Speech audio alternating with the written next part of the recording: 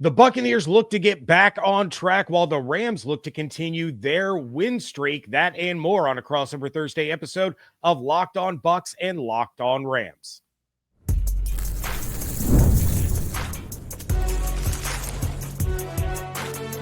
You are Locked On NFL Crossover, part of the Locked On Podcast Network. Your team every day. What's up, and welcome into this Crossover Thursday episode of Locked On Bucs and Locked On Rams, part of the Locked On Podcast Network, now the #1 sports podcast network. We want to thank you for making Locked On Bucs and Locked On Rams your first listen review every day. Don't forget you can subscribe or follow for free on YouTube or wherever you get your podcasts. And, of course, you can follow along on Twitter. I am James Yarcho, the host of Locked On Bucs at @JYarcho_Bucs. He is Travis Rogers at Travis Rogers, one of the hosts of Locked On Rams. And we are here with you 5 days a week. And for that, I want to share our appreciation for your support of these shows. This Crossover Thursday is presented by Prize Picks. Download the Prize Picks app today and use code LOCKEDONNFL to get $50 in lineups after you play your first $5 lineup. All right, we are going to have the biggest matchups and the keys to victory coming up in a little bit, but let's start off with the biggest storylines for these teams. And Travis, I have to imagine that one of the biggest storylines has to be the absolute heater that the Rams have been on the last 5 weeks. But let everybody know what's going on over in Rams country. Yeah, you're right, James, that the Rams have played, some of their best football since we saw them win the Super Bowl a few seasons ago. That everything that, I shouldn't say everything, many of the things that they have been doing lately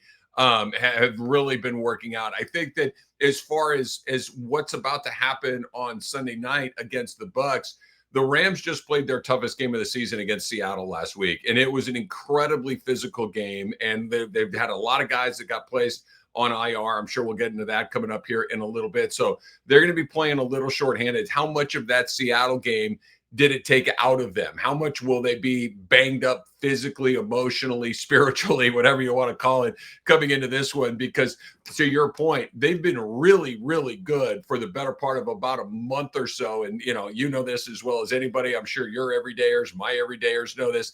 The NFL is the ultimate week-to-week league. And, it could change like that. So another very tough opponent in Tampa Bay coming in. I'm really curious to see how they respond after having such a difficult game against the Seahawks a week ago. Yeah, and that's always kind of the problem, right? These teams get up so much for those divisional games because you know how important they are. You know how much they mean. And then the next week you could end up with a little bit of a letdown, or in a couple of situations, you'll have this non-divisional game sandwiched between two divisional games, and you kind of ride the highs and lows of that. But yeah, it's certainly, even shorthanded, the Rams are just such a good football team top to bottom, and I'll own it. I said that the Rams were going to have a down year this year. I didn't think Stafford was going to be anything close to what he's been. I thought that back injury was going to really affect the way he's been able to play, but Sean McVay has those guys playing incredible football. Devontae Adams, I mentioned it on Locked On Bucs yesterday. He's the first goal line receiver I have ever seen in my life. So yeah, it's going to be a really, really tough test. And of course, the Rams have their sights set on the Eagles in that 1 seed in the NFC. So it's not going to be easy by any means for the Bucs. But I have to take a look at the biggest storyline for the Bucs, and it's kind of a repeat of last week, right? It's the potential for Bucky Irving and Chris Godwin Jr. to play this Sunday. Both are seeing their reps in practice increase. Todd Bowles said on Wednesday that the Bucs would monitor their progress to see if either would be available in this game. But you have Sean Tucker, the running back, coming off of an outstanding game against the Bills. He's also the only running back this season to rush for over 50 yards against the New England Patriots.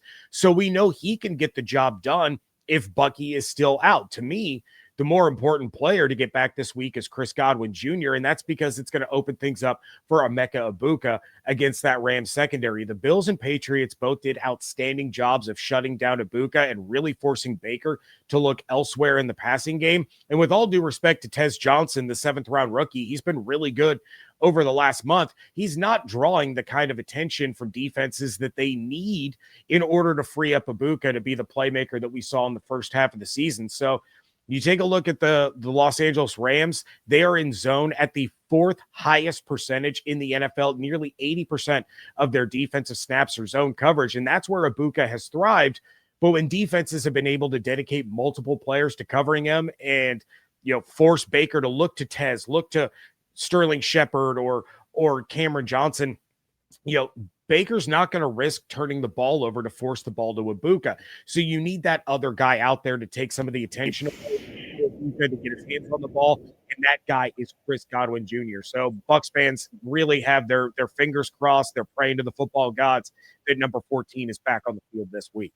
Yeah, look, I mean, and the Rams are a little shorthanded in the back end. Quentin Lake got placed on IR this week. He has been one of their better defenders in the secondary. He's the leader of that secondary. He's an incredibly versatile player. So I think there may be some opportunities there. And James, I don't know if you have trademarked goal line receiver, because if you haven't, I'm just going to flat out steal it and start saying it on Locked On Rams all the time, because that's exactly what he has been. It's been a good season for Davante Adams, but it's been a peculiar one in the way that they've used him. That when they went out and got him during the offseason and they decided that they were going to move on for Cooper Kupp, I think there were the visions of, Davante Adams catching 10, 12 balls a game and just, putting up these crazy fantasy numbers and everything else. And that's not really what it has been. He has been what you said, which is a goal line. He leads the league in receiving touchdowns, but most of them have been in really tight areas. Now, it's exciting because the Rams have not had a guy like that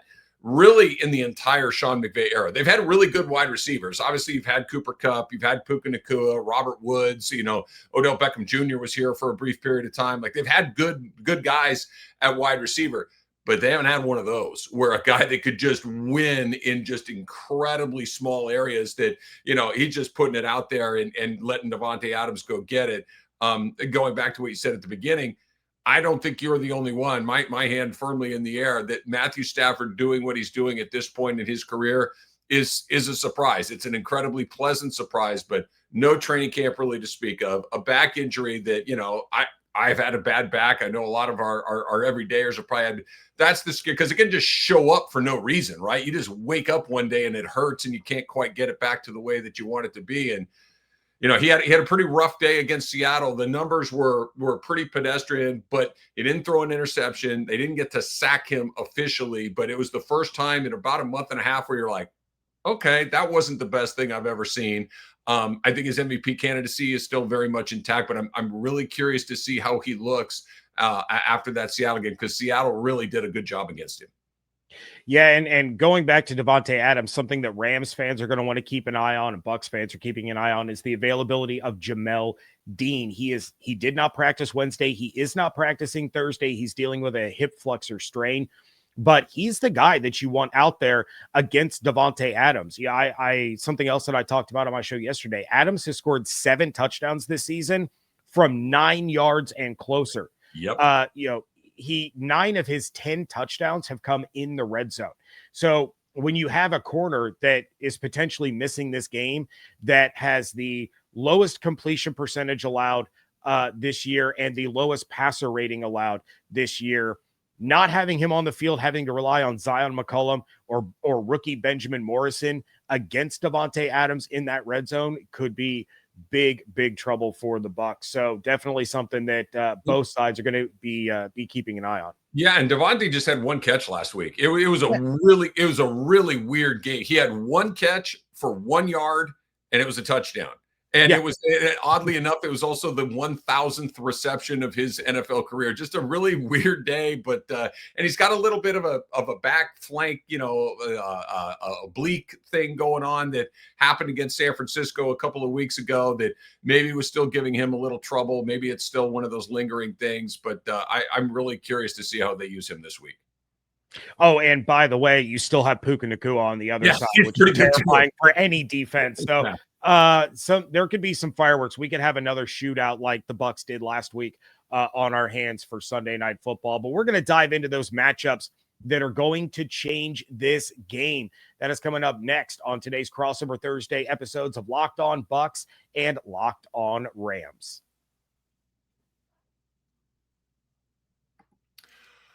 All right, this episode of Locked On Rams and Locked On Bucs is brought to you by Prize Picks. We're making decisions every single day, but on Prize Picks, being right, well, that gets you paid. So don't miss any of the excitement this sports season, whether you're following the NFL like we do, maybe you're an NBA fan, or maybe you just like it all like we all do, right? There's no better time to jump in on all of that action. And if you haven't tried Prize Picks yet, it is the simplest way to play. You just pick more or less on at least 2 player stats. And if you get them right, bingo, you win, right? It can be that easy. Takes about 60 seconds to make a lineup, and you can play anywhere that Prize Picks operates. And right now, there's a new stacks feature, and it is a game changer. You can pick more on one player, right? Like, let's say if you're out here in LA, you want to go big on Luka, you want to pick more of his threes, more of his points, and more of his assists in the same lineup. You can do it, but only on Prize Picks. So download that Prize Picks app today. Use the code LOCKEDONNFL to get $50 in lineups after you play that first $5 lineup. That's code LOCKEDONNFL for $50 in lineups after your first $5 lineup. Prize Picks. It is good to be right.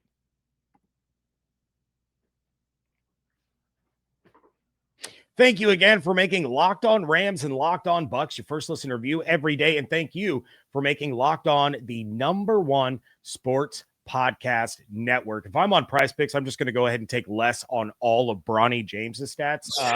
Think I'm going to win some money there.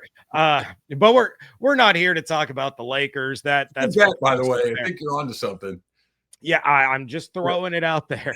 But let's focus on the real show that's going to be happening in Los Angeles on Sunday. That is the Bucs and the Rams. And you take a look, there's a couple of advantageous matchups for both of these teams in this game. When you're taking a look, what's the first one that sticks out where you say this could be the deciding factor, this matchup right here to turn things the Rams' way? Yeah, I think, you mentioned him right before we went to our first break there, and I think that's Puka Nacua, whether or not he's able to have the sort of game that he had a week ago. Like, you look at what the Rams did against Seattle. They had 8 different guys catch a pass, and this is kind of a different dynamic that the Rams have unlocked this year that they really have not had in previous seasons. That usually it's one guy that kind of carried the water for the Rams. For a long time, it was Cooper Kupp. And then last season, it was Puka Nacua. Through the early part of this season, it was Puka Nacua. And then Puka missed some time with some injuries. And all of a sudden, we got unlocked, right? So Matthew Stafford started throwing it to everybody. There's in 4 different tight ends. They'll only have 3 this week. Tyler Higbee is not going to play. But Puka Nacua now all of a sudden has to be the guy, because a week ago, he was the only guy that caught more than 2 passes. He caught 7. Colby Parkinson had 2, and then everyone else had 1. So if Devontae is limited the way that he was a week ago, I think that puts a ton of pressure and opportunity on Puka's plate, because that dude is a monster and he is so hard to get on the ground. So I'm looking at Puka and his ability to really carry that receiving load, because no Higbee, Adams a little bit limited potentially. So Puka's where I'm going to be focusing. Yeah, and it's the Bucs secondary has been solid, but when you're missing Jamel Dean, I mentioned his numbers earlier, that's a huge blow. Now, Benjamin Morrison, he's a rookie. He's going to have his growing pains, and there have been games where he's looked really, really good. There's been games where he's looked like a rookie, and you can't afford to have him do that in this game. Not when you have Puka out there. You have all those receiving weapons. Now, the Bucs do have the only safety tandem in PFF's top 10 safeties, according to defensive grade. Tyke Smith is at number 3, Antoine Winfield Jr. at number 10. But you need those guys, in the secondary. You can't have Todd Bowles sending these guys on blitzes, because you're going to need those reinforcements. So you're going to see Benjamin Morrison and Zion McCollum out there as your starters more than likely. Then you have Jacob Parrish, another rookie who's been outstanding in the slot. But after that, it's Kindle Vildor. It's Christian Izien. It's a lot of these other guys where the Rams are going to be able to find some mismatches. So I'm really curious as to how the Bucs are going to attack, Puka and Devontae there with the safety help and no Jamel Dean on the field. That can certainly be problematic for a defense that has been gashed by explosive plays over the last 2 weeks. Speaking of the last 2 weeks, my first key matchup here is going to be the Bucs running backs versus the Rams front seven. So those last 2 weeks, Sean Tucker, he's averaging 5.7 yards a carry. He's got 2 touchdowns on the ground. He's got another one through the air, but the Rams are the 7th best in yards per rush allowed. They're number 1 in the NFL in rushing touchdowns allowed. They're 4th in forced fumbles against the run. So this is going to be a tall task for any of these running backs, especially if Bucky Irving cannot go. That said, Tucker's been really reliable this season. He's been great at protecting the football, only 2 fumbles in his career. So if you're going to open things up for Baker and the pass catchers, like I talked about earlier, you have to force the Rams defense to respect the rushing attack so that they aren't teeing off on Baker. They're not dropping 7 guys into coverage and allowing 4 to generate the pressure. That Rams defense, 10 interceptions on the season. They have 27 sacks as a team, and it's because they've not only been able to generate that pressure, but they've done it by shutting down the run game and making the opponent one-dimensional. So if the Bucs are going to have a chance in this one, you have to get Sean Tucker and then Rashad and maybe hopefully Bucky getting solid yards, setting up manageable down and distance, and keeping the linebackers on their heels. Yeah, one of the things that the Rams have had to deal with all season long, it's James, something you mentioned, that they haven't had to face 1 or 2 good running backs. They faced every good running back in the league. They've already faced Christian McCaffrey twice. They faced Jonathan Taylor. They faced Saquon Barkley. They faced Derrick Henry. They faced Alvin Kamara. I mean, it's just been one back after the next, and they've thrived. And this was a point of emphasis coming into this season because the Rams had to go to Philadelphia because they couldn't handle Saquon Barkley in LA at SoFi Stadium in the middle of the season. He had 2 75-yard plus touchdowns against them in one game. Then you go to Philadelphia, and he did it again. He had 2 60-yard touchdowns against them in one game. So during the offseason, they went out and got Poona Ford.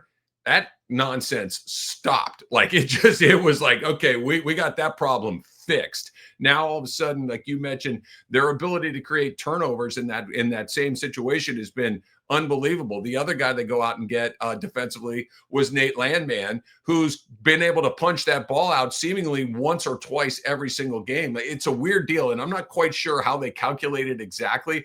I think he only has credit for 3 forced fumbles. I'm convinced it's at least 12. Because it seems like every time he comes in there with that landman punch, that ball's coming out. The Rams aren't always getting it because sometimes guys are landing on it, but they've done an incredible job of locking down the opponent's run game.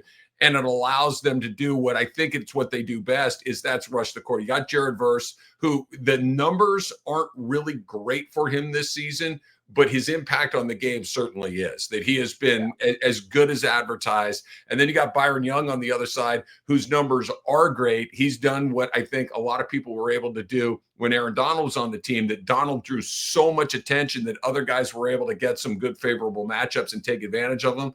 I think that's what Young's doing. And then you got guys on the inside like Kobe Turner, who continue to just get better and better and better season by season. So, you know, the McVay thing of the touchdowns, the quarterbacks, all of this stuff that you think of first with McVay, the Rams are probably led by their defense this year, as unusual as that might sound. Yeah, it's been pretty astounding to watch, you know, from the outside looking in. Hopefully they trip themselves up this week and aren't as good as they've been all year. But looking at it, and feel free to correct me if I'm wrong, but it looks like Jonathan Taylor has the most rushing yards against this defense this season, and he only had 76. Yeah. So, you know, the leading rusher for the Niners 2 weeks ago was Brian Robinson. It wasn't even CMC. It was Brian Robinson that had the most rushing yards. So it's definitely a stout defense. But Travis, is there another matchup that you're looking at in this one that can really dictate things? Yeah, I think I don't know if I would technically call this a matchup, James, but it's at the top of my things that I'm concerned about. Is how about this for a stat? The Rams have not successfully made a field goal since week 6. Okay, we're going into week 12. This is a week 12. The Rams have not made a field goal since week 6. And they've won just about every game they've played since week 6. So it has not been the thing that has, blown a hole in the side of their boat, but it will. It is one of those things that eventually the bill is going to come due on that. They brought in another kicker. Harrison Mevis has kicked for them the last 2 weeks. He's 9 for 9 in PATs, which sounds kind of, duh. They weren't even making PATs prior to this. The Josh Carty and the Rams special teams unit was completely busted. Basically, Sean McVay has said, forget it. We're not even going to try to kick field goals anymore. They're going for it in situations that make no sense at all. And so far it's worked out. But I'm still fascinated to see what happens when they line up to try another field goal. They haven't made one since week 6. I hear Matt Gay is available. The way he was great for the Rams a few years ago, right? I mean, yeah. At this point, I might take him. He was terrible for the Bucs, and he goes to the Rams and knocks the Bucs out of the playoffs in 2021. Every Bucs fan in the world was like, "Oh, it's Matt Gay. He's going to miss this, and we're going to go to overtime."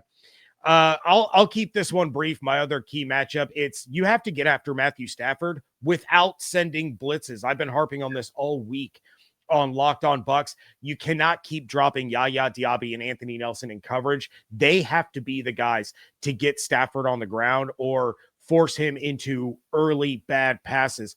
Stafford has been lighting defenses up against the blitz. 21 of his 27 touchdown passes this season have been against the blitz.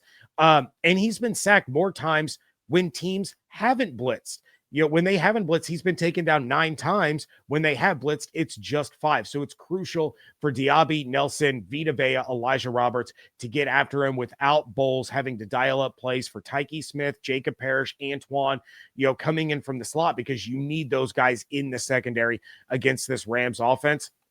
Stafford isn't Josh Allen. He's not even Tyler Shuck as one of those quarterbacks that's going to take off and kill you with his legs. So you can get to him. You just have to do it quickly.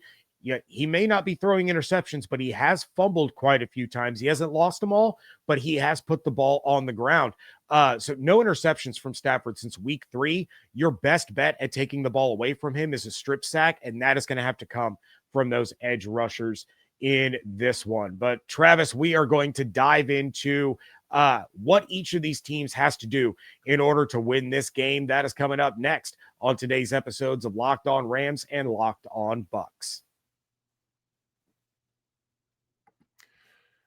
The NBA is back. Bronny is back, right? And there's no better place to get in on all of that action than FanDuel, the official sports betting partner of the NBA. So let's say that you're one of these guys that likes to kind of wait and see what's happening, right? You want the start of the game to take place and you want to see who's hot, right? You want to see who's the guy that cannot miss on that night. Well, FanDuel, they got you covered there. They got live bets on everything from who's going to get that next bucket to that big fourth quarter comeback that we all love to watch. And on FanDuel, you can even combine your live bets into a same game parlay for a shot at, yep, you got it, bigger payouts. It keeps every single game more exciting, especially that game when your team is making that late push. So here's what you do.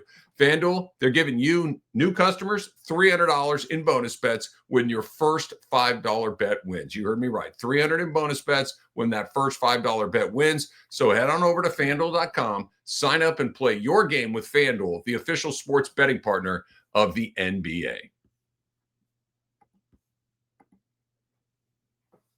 Wrapping things up here on a crossover Thursday, and it is presented by Prize Picks. Download the Prize Picks app today. Use code LOCKEDONNFL to get $50 in lineups after you play your first $5 lineup. And Travis, just to endear myself to Locked On Rams listeners even more, I'm a Celtics fan. I pray for the Lakers downfall.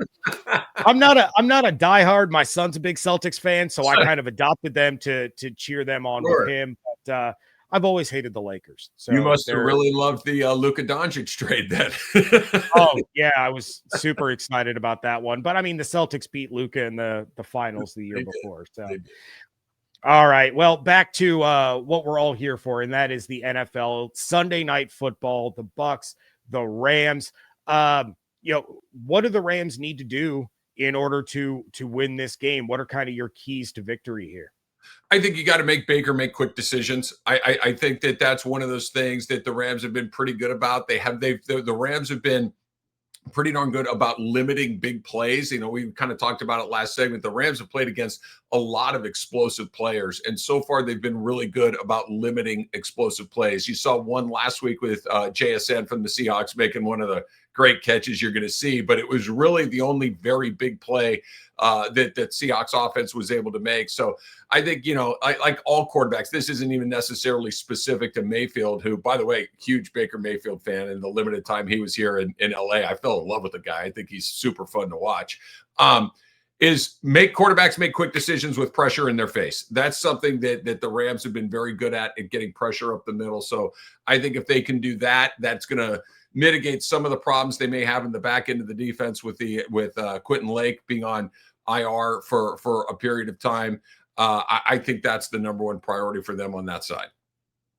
Yeah, and for the Bucs, I mean, it's pretty simple. This is a copy paste game plan for the Bills game last week. So offensively, you have to run the ball effectively, and you have to lean on those guys to keep the chains moving. You cannot have them knocked back for 3 or 4 yard losses. You dial up Tucker, you dial up Rashad, hopefully Bucky is back, but you have to pound the rock.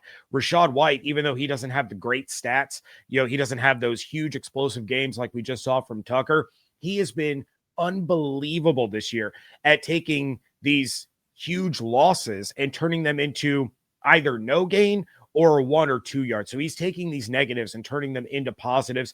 I would just, you know, wish that he could get going forward a little bit sooner than when he's wrapped up 3 yards behind the backfield. But I will say that the offensive line got a huge confidence boost from the way that they not only protected Baker last week. There was one sack that they allowed. It was at the very end of the game. He was holding onto the ball, trying to get a deep shot. So that one really wasn't even on the line. But the way that they were able to clear paths for the running backs, you have to build on that. You have to keep those long drives going with the run game, not only just to control the tempo, but also to keep a dangerous Rams offense on the sideline. And one other quick note about the offensive line, guard Ben Bredesen was practicing on Thursday. Don't know his status. He missed last week because of a hamstring injury. But if he is able to go, if he tests that hamstring out on Thursday, tests it out on Friday, and he's good to go, that's another really big boost for an offensive line that has seen 7 different starting combinations in 10 games. Yeah, that's a lot. The Rams are going to play without their right tackle, Rob Havenstein. He's gone for a little bit. Now, Warren McClendon had filled in for him earlier this season, and the fact that we didn't talk much about Warren McClendon while he was playing, I think is a very good sign. That I think he slides back in there and does a pretty good job. The other part that I'm a little interested in from the Rams from an offensive side too is, do they go back to more of that 12 and 13 personnel? Like Sean McVay lived in 11 for basically the first 9 years of his career, 8 years of his career. This year, it's been a little bit different, and they've done a lot of 12, a lot of 13. They didn't do a ton of it against Seattle. I'm curious if they go back to it against Tampa on Sunday night. But, you know, like we mentioned at the top, Tyler Higbee, also one of those players that was placed on IR for a little while, but they still have Davis Allen. You still have the rookie Terrence Ferguson out of Oregon, who when he comes in, he's a really interesting one because, man, it feels like he's open every time he comes in, but it also, every time he comes in, it means they're probably going to throw the ball. So it's a little bit of a tell. So I'm really interested to see how they set up with their tight ends again, because that's a new weapon in the McVay arsenal. Yeah, and the Bucs struggled against the tight end position early in the season. They've really been able to get it together over the course of the last month and a half against tight ends. It's the running backs out of the backfield catching the ball that have been a real problem that has not gotten any better. In fact, it's only gotten worse. So I'm definitely going to be keeping an eye on that. But, you know, the other key for the Bucs is, you know, I go back to last week against the Bills. You have to win the turnover battle, and you have to win the field position battle. The Bucs did not do the latter against the Bills. Josh Allen consistently had short fields to work with. If you do that against the Rams, against this offense, the results are going to be even worse than they were against the Bills. The turnovers the Bucs can do, it may not be interceptions, but the Rams have turned the ball over this season. I mentioned Stafford has put the ball on the ground, but the Rams as a whole have 8 turnovers this season. They're one ahead of Tampa in turnover differential with a +10 because over this 5-game win streak, they have those 11 takeaways on defense. You have Kyron Williams with 2 fumbles. Puka has a fumble. Stafford has lost 3 fumbles. So an opportunistic defense like the Bucs have, they may give up explosive plays as of late, but they've been outstanding in taking the ball away. They're doing it in bunches. From there, you have to capitalize. They did not do that well enough last week. You got an interception to set up 1st and goal on the Bills' opening drive of the game. You settle for a field goal. You get another interception. You punt the ball away. You get a fumble recovery. That led to a touchdown, but you get 3 takeaways and only score 10 points. That's not going to cut it in Los Angeles against this Rams team. So you have to be able to capitalize on those opportunities because they're going to be far and few between, but it can swing the game. Yeah, the Rams won last week simply because they didn't, Puka had the 1 fumble like you mentioned, but Sam Darnold gave him 4 picks. And now, if he throws 1 fewer and one of the interceptions, similar to what you mentioned, was in their own end. It gave the Rams a very short field. Colby Parkinson scored the touchdown that was the difference maker right there. The Rams have been pretty good as far as turnovers go, but this is the NFL. One play here or there where you put the ball on the ground or throw it to the wrong guy, and that's it. I expect this to be a very close game. I expect this to be, this is where I'll usually say it could come down to a kick, not for the Rams because they don't kick anymore, but metaphorically speaking, at least I think this could come down to a kick. All right. Well, that is going to do it for a Crossover Thursday. Make sure you're coming back to get our final predictions and previews of this game tomorrow. You can do so by subscribing on YouTube with those notifications turned on, as well as wherever you get your podcasts. Follow on Twitter. I'm at @JYarcho_Bucks. Travis is at Travis Rogers. We want to thank you all for joining us here on a Crossover Thursday, part of the Locked On Podcast Network, your team every day.